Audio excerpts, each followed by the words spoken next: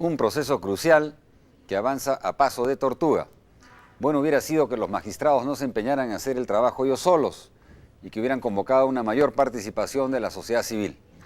En el siguiente bloque conversaremos con Juan Monroy y Ernesto de la Jara sobre los cambios que urgen y su impacto en la gobernabilidad democrática. Volvemos con ellos después de una brevísima pausa.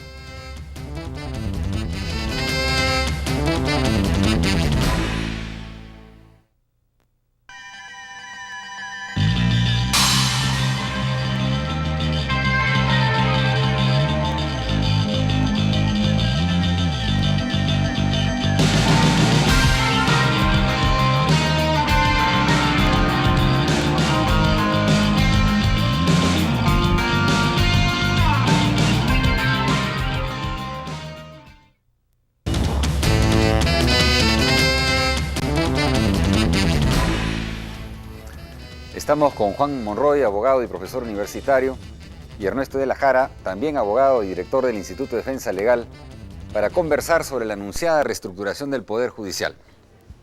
Bienvenidos. Muchas gracias por la invitación.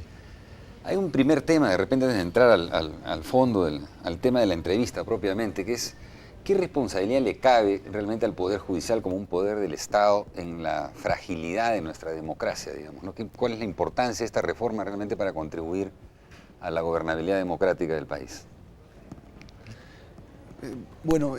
Yo creo que tiene una responsabilidad muy grande en el sentido de que el desprestigio y la falta de credibilidad del Poder Judicial, por supuesto que ha ayudado de manera decisiva al desprestigio de la democracia, de las instituciones en general.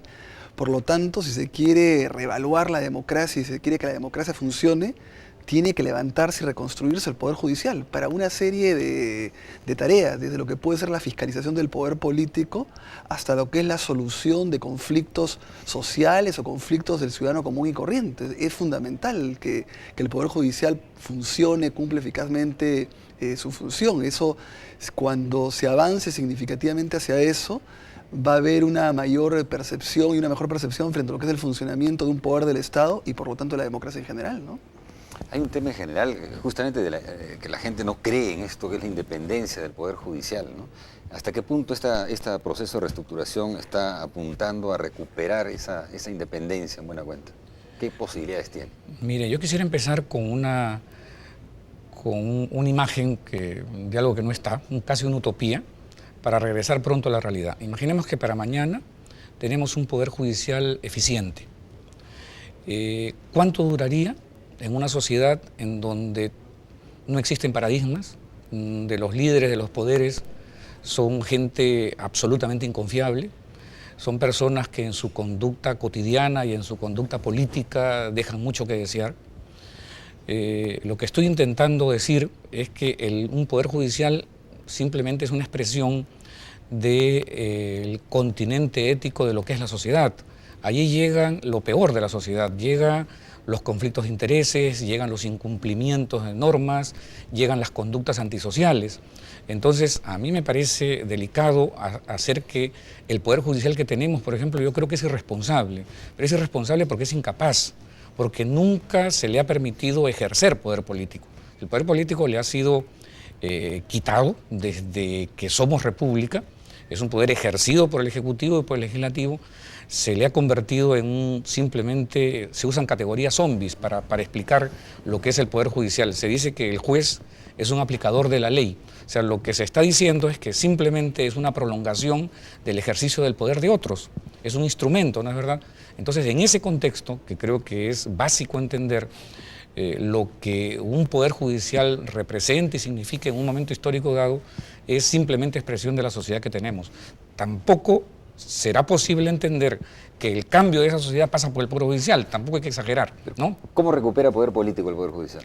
Recupera, por ejemplo, cuando en una constitución, para hablar de un solo marco normativo, creo que todos los demás son secundarios, se regula un estatuto en el cual se reivindican los derechos esenciales de los jueces, se marca la autonomía normativa y económica del Poder Judicial, se expresa de alguna manera que no existe una exigencia directa al control normativo, que un juez lo que hace es hacer efectivo un sistema jurídico, no una norma, porque regularmente las normas suelen ser producto del poder en ejercicio, y el poder en ejercicio regularmente está en manos o del poder económico o arrendado más o menos temporalmente a algún otro ejercicio subterráneo.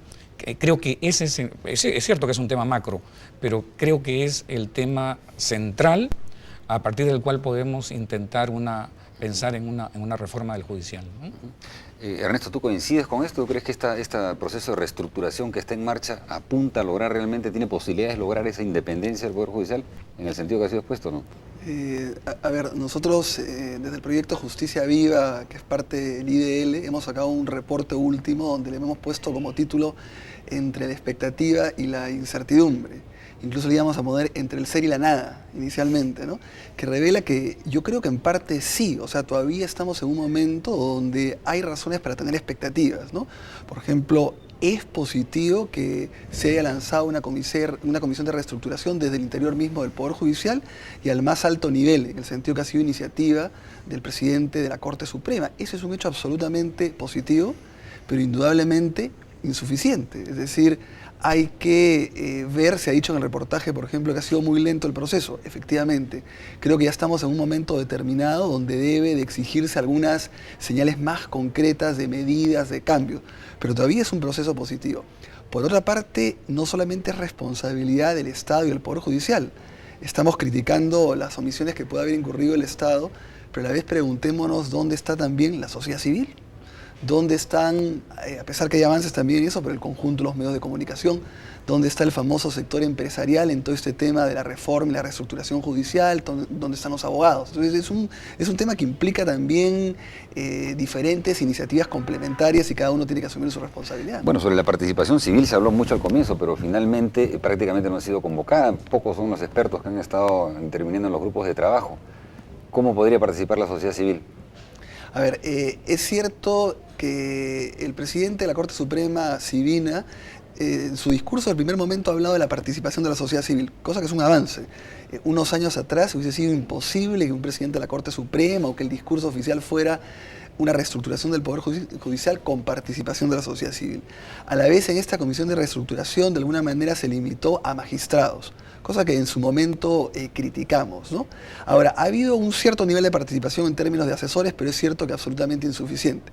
Pero por otro lado, no hay que confundir participación de la sociedad civil, no es solo participar en algunas instancias o de gobierno, de mecanismos de reestructuración. Participación de la sociedad civil es, por ejemplo, lo que hacemos desde Justicia Viva. Monitorear, fiscalizar, ser fuente de iniciativa, al margen de si uno está o no en una estructura. Entonces la omisión de la sociedad civil es también responsabilidad de la propia sociedad civil. ¿Dónde están las iniciativas que vienen de la sociedad civil? También hay que exigirle a la sociedad civil que planteen sus propuestas. Tiene todas las posibilidades de hacer propuestas a nivel, por ejemplo, de reforma civil, comercial, de reforma penal. Y hay ahí también una escasez. Lo mismo que hay a nivel del Estado, diría yo, como se dice en el reportaje, que todavía no se tiene claridad de qué cosa se quiere hacer realmente. También creo que peca de lo mismo la sociedad civil, ¿no? Ahora, bueno, en esta propuesta de reestructuración hay 5 grupos de trabajo que se han formado, ¿no?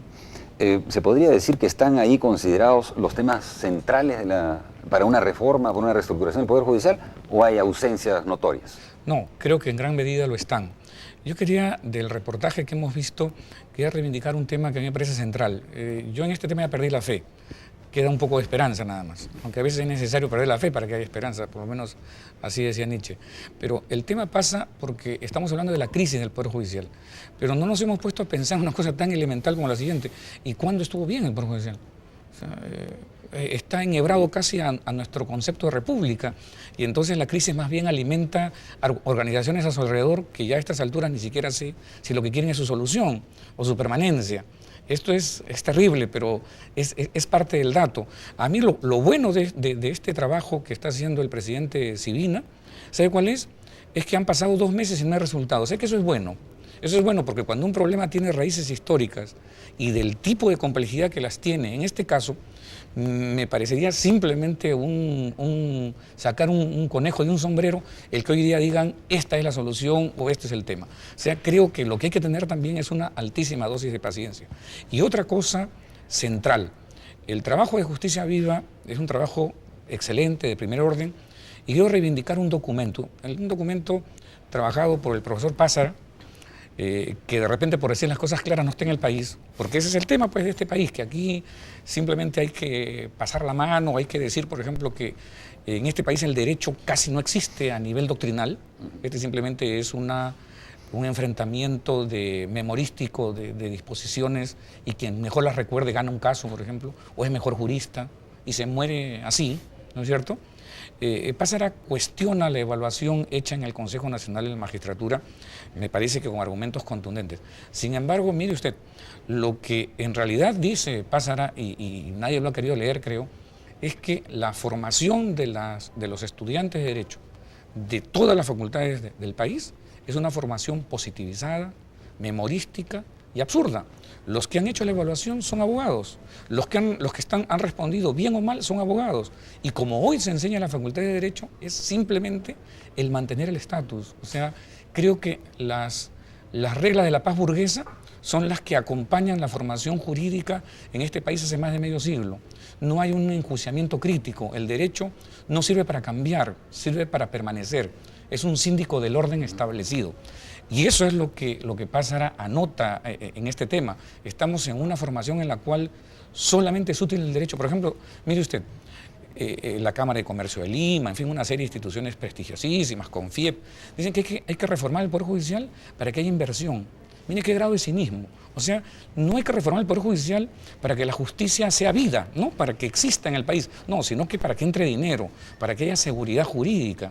¿No es cierto? Estas son las expresiones típicas de quien todo lo que quiere del judicial es el pedazo del postre necesario para, en este nuevo sistema, ¿no es cierto?, es un neocolonialismo importado y contemporáneo, se fijen nuevas reglas y que el Poder Judicial las asegure y perpetúe. Creo que en buena medida eso es. Ahora, ciertamente hay problemas de fondo, hay problemas estructurales, en fin, que tienen largos, décadas, siglos, en fin, de una historia que arrastramos, pero también se espera que hayan propuestas concretas, es decir, que no se pasen los meses y los años analizando y pensando realmente qué hacer sin una idea o una iniciativa que realmente encuentre caminos de solución.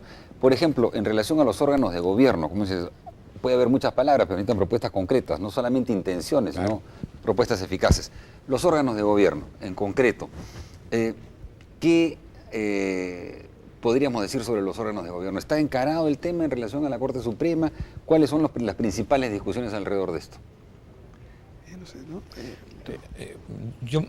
Mire, usted hablaba de propuestas concretas. Yo le tengo una. Hoy día se discute la fuerza vinculante que tienen las decisiones del Tribunal Constitucional. Es decir, si una decisión del Tribunal Constitucional tiene un efecto normativo y todos los demás nos debemos comportar o adecuar a aquella casi nueva norma que ha sido parida por el Tribunal Constitucional. Ese es el efecto del precedente, típico de un sistema jurídico distinto al nuestro. Esto es importante, muy importante sin duda, porque eso implicaría, por ejemplo, el rol político que asume un juez, en este caso un juez constitucional, cuando marca una pauta con carácter obligatorio. ¿La Corte Suprema podría hacer eso? Le contesto, es materialmente imposible, porque deben ser en este momento 6 u 8 salas, cada una de ellas ve 4.000 o 5.000 casos al año, en consecuencia 50.000 expedientes al año.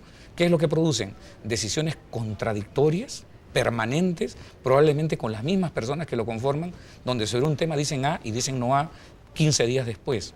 Entonces, ¿qué significa? Que hay un deterioro severo de lo que el Poder Judicial le dice a la sociedad de cuál debe ser su comportamiento respecto de un sistema jurídico. ¿Por qué no se asume un sistema de Corte Suprema en la cual ésta se dedica a afirmar las tendencias jurisprudenciales más trascendentes, a escoger los casos que tiene? La Suprema Corte Americana ve entre 600 o 700 al año, y más bien en lo que sí le da su tiempo es precisamente en corregir imperfecciones del sistema. Esto es lo que tendría